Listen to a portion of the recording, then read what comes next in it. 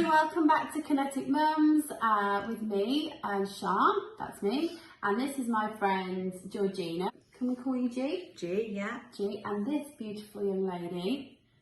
Do you want to tell anyone who your name is? She won't, she gets shy. This is Ruby. So, why are we here today? Well, Georgina and I have been friends for quite some time. About 10 years, I think. Really? 10 years. Okay, nearly a decade, that's scary. Yeah. We met through work before we were mums. So she's kind of doing the working mum thing, and I wanted to see what she thought about the conflicts of, of time and interest that we all feel as mums when we work and have other parts of our lives that aren't our kids. So tell me a bit about your life as a mum. Kids and family, so I've got a husband called Barry, Baz, been married for nearly 10 years, and we've got two little whippersnappers, this one here, Ruby, who's 4, and Finley, who's 6, he's at school. So you're self-employed. Can you tell me how that came about? I was pregnant with Ruby, so second child, was kind of thinking, and I was working part-time 3 days a week, but I was thinking in the back of my head, once this little one came along, I was then having to pay for 2 lots of childcare because they were only going to be 2 years apart, which would have meant at the end of the month I was going to be left with £0 and 0 pence. So I was keeping an eye on what you were doing, and you massively inspired me to kind of take the plunge and go self-employed after I'd had Ruby, which is what I did. So set up Sapphire Sales Consultants just over 3 years ago, and touch wood, I've had a steady income, and yeah, it's been going well. So you've got Finn, who's at school now. Yeah. You've got Ruby, who's still at nursery and at home a few days a week. Yeah, so she goes to nursery Tuesday, Wednesday, Thursday from 9:30 till 2:30, and that's kind of when I work my business. I have to be very strict with my time just because of the nature of my clients. It's all office hours, so I have to get my proactive kind of calls and client meetings done in those hours. Yeah, I do have to be strict. Tell me a bit about the pressures of being a working mum. It's just crazy because so I was up at 6 o'clock this morning, did a little bit of exercise, and that is very, very rare. That's probably happens once in a blue moon, but I thought I've got to do some. So did that, got the kids up at 7, very lucky with Baz, to be fair. He is as hands-on as he can be with his demanding sales job in Birmingham, but he deals with the kid 7 to 7:30, and then I take over.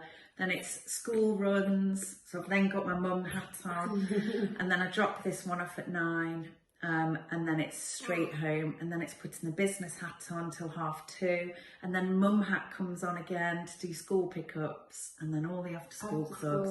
So it's just, you have to be different people constantly and juggling different plates, doing tea and all of that in between, packed lunches. Do you find that stressful? Yes. Very stressful, yeah. Would you change it though? No, I wouldn't change it because I feel very lucky, but then I do think you make your own luck sometimes in that I've kind of designed a life that I want to lead as much as I can. I mean, some weeks are harder than others, but I have every Monday and Friday off with Ruby, and then Tuesday to Thursday is my kind of working week, if you like. So I do find it stressful, but no, I wouldn't change it. I'm happy. Wouldn't change a thing. No. So there are other areas of life when we talk about being a mum, a working mum. You've sometimes mentioned about sort of the loneliness of working. Tell us a bit about that. Oh, so I struggle with this probably on a day. Sorry, we just got interrupted by a phone call from the husband, so I've cut him off, and now we'll carry on. So my sort of final closing statement, so we've heard about G's life, we've heard about how she's a busy working mum, how there are lots of pressures involved with that, but what advice would you give to other mums who are out there thinking, should I go back to work? Should I do something for myself? What should I do? What kind of thing would you say to them? I don't know, because I suppose my journey was, after having my first, I was able to go back part-time to the corporate world, if you like, and that did work with one, but then going to have one or more children, it can, well, even paying for one for childcare is expensive, with more than one. It's ridiculous. So if you are thinking, you know, do I need to kind of redesign my life, if you like, then just go for it. Obviously take advice from your network around you, but I would just say follow your dreams really and go for it. But at the same time, don't put too much pressure on yourself. Yeah. No, there's been times in running my business in the past few years where I've thought, should I just take a bit of a break and take a job waitressing or bar work and, you know, or a cleaning job? And that's not the end of the world, you know. You're still providing for your family and doing the best for your family. So yeah, don't put too much pressure on yourself to be everything to everyone, because and I don't think social media helps. I know you're a big, you know, and there are massive positives to social media, but that can make you feel a bit isolated as well. Yeah. So just don't compare yourselves to others too much. No, and just do your own thing. Yeah, I always think march to the beat of your own little drum. Yeah, don't worry about what everyone else is up to. Exactly. And remember that all that you see online is not necessarily real as well. It's not it's the best snippets, isn't it? It's like an edited Big Brother version of someone's day. Yeah, that's definitely. So yeah, have I helped? I hope I have. Oh, I knew you'd be great. So that was G's story. Hope I've not bored you all.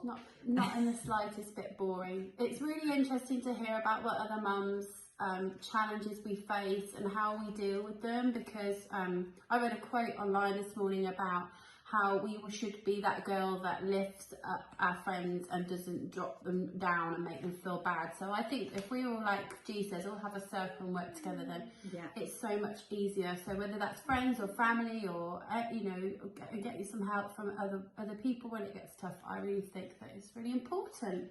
Girl power. Girl power. Absolutely. And that's a good message for this little one. Yeah. We've got to look after each other. Definitely. Thank you, G. You're welcome. Thanks for having us. Thanks for the tea.